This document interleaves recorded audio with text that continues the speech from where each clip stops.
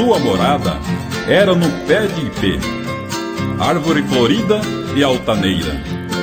João de Barro tinha tudo o que queria, seus filhotes e a sua companheira.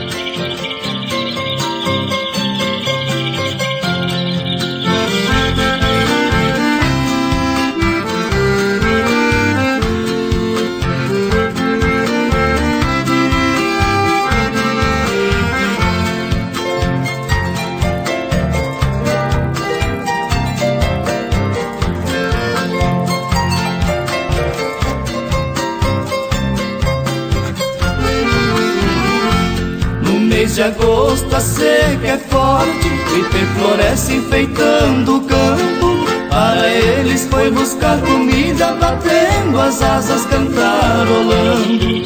Mas tudo esteve em chamas, ficou triste ao retornar. Sua casinha encontrou queimada, ficando só, não quis acreditar.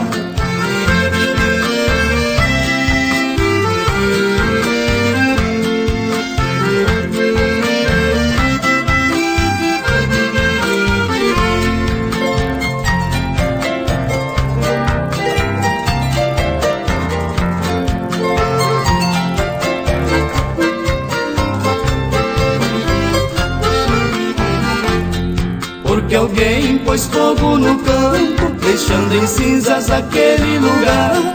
As cantorias silenciaram, ele partiu pra não mais voltar.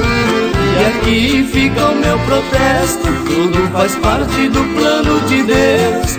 Não destruam hoje a natureza, ou nada terão os filhos teus.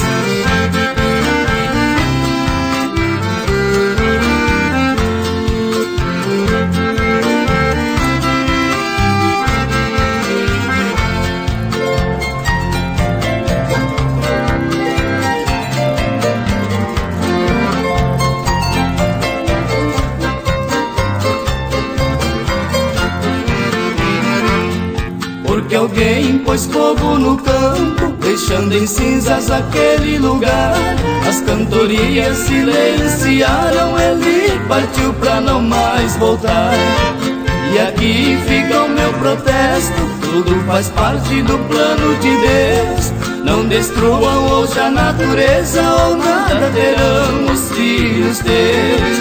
E aqui fica o meu protesto, tudo faz parte do plano de Deus. Não destruam hoje a natureza, ou nada terão